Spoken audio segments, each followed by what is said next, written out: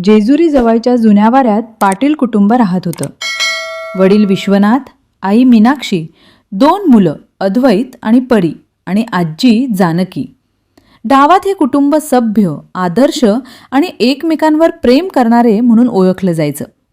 वाडा मोठा, जुना आणि लाकडी बांधकामाचा असल्यामुळे घरातल्या प्रत्येकाने सावध राहण्यासाठी काही नियम पाळायचे.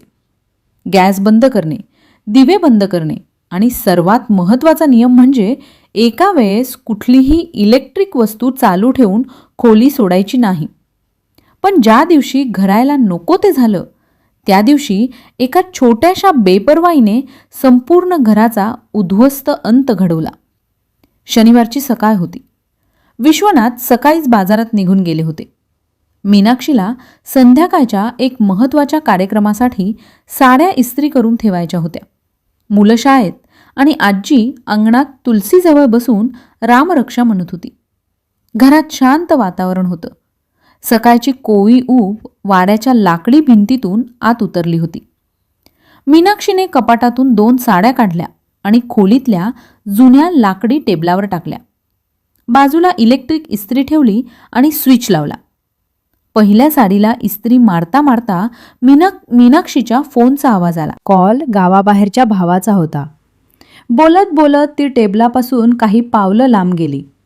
संभाषण नेहमीसारखं नसलं तरी त्यात भावाच्या छोट्या भांडणांचं, पैशांच्या चक्राचं काहीतरी चाललं होतं.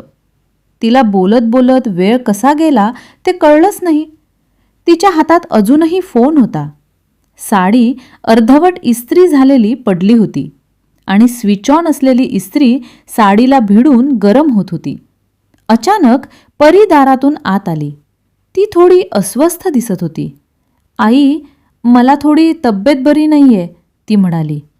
मीनाक्षीने फोन कट करून मुलीकडे धाव घेतली. तिला बसवून पाणी दिलं. कपाळावर हात ठेवून ताप तपासला. त्या चिंतेत ती पूर्णपणे विसरली की मागे गरम होत असलेली इस्त्री साडीवर पडलेली आहे. अद्वैतही तेवढ्याच शाळेतून आला होता, कारण त्याचा परीक्षेचा पेपर लवकरच सुटला होता. दोन्ही मुलांच्या आवाजात, त्यांच्या छोट्या छोट्या बोलण्यात घरातला गोंधळ वाढला आणि मीनाक्षीच्या मनातून इस्त्रीचा विचार काही क्षणांसाठी धूसर झाला. दुपारच्या सुमारास आजीला काहीतरी जळल्यासारखा मंद वास आला. तिने सावकाश चालत घरात डोकावलं, पण तिची दृष्टी कमी असल्याने तिला नेमकं काय जळतंय ते कळलं नाही. तिच्या नाकात येणारा वास मात्र लाकडाच्या धुरासारखा होता. तिने मीनाक्षीला आवाज दिला, मीनू, काहीतरी जळल्यासारखं वाटतंय रे. पण तेवढ्यात परी परत खोकू लागल्याने मीनाक्षी पुन्हा तिच्या मागे धावली. आजीला वाटलं कदाचित बाहेर काहीतरी जळत असेल. ती परत अंगणात गेली. घर शांत होतं, परंतु शांततेतही धोक्याचा एक अदृश्य पूर घरभर भिरभिरत होता. इस्त्री समोरच्या साडीवरून हळूहळू टेबलाच्या कडा गाठत होती. कपडा थोडा थोडा पिवळा, नंतर तपकिरी आणि काही मिनिटात काळा होऊ लागला. वाड्याच्या जुन्या लाकडी टेबलाने उष्णता शोषून घेतली आणि निशब्दपणे धूर सोडायला सुरुवात केली. सुरुवातीला धूर फारच कमी होता. इतका कमी की कोणाच्याच लक्षात येणं शक्य नव्हतं. पण त्या धुराचा स्पर्श ज्या लाकडाला झाला ते हळूहळू तापू लागलं आणि धगधगत्या भस्माचा प्रवास मूकपणे सुरू झाला. तासाभरानंतर अचानक परीने दरवाजाकडे पाहून ओरडली, आई, धूर! मीनाक्षी धावली. खोलीत धुराचं फटकारणं पाहून तिचे पाय थरथरले. इस्त्रीच्या जवळ मोठी जळालेली पट्टी दिसत होती आणि टेबलाला लागलेला अगोदरचा धूर आता स्पष्ट दिसत होता. तिने तत्परतेने इस्त्रीचा स्विच काढण्यासाठी हात पुढे केला, परंतु उष्णतेमुळे स्विच बोर्डच वितळण्यास सुरुवात झाली होती. ती घाबरली. ओरडून आजीला आणि मुलांना बाहेर पडायला सांगितलं.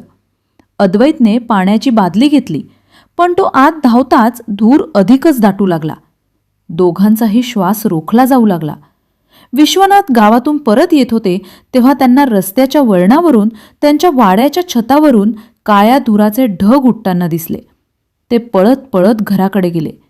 शेजारी आधीच बाहेर जमले होते, पण समस्या अशी होती की वाडा लाकडी होता.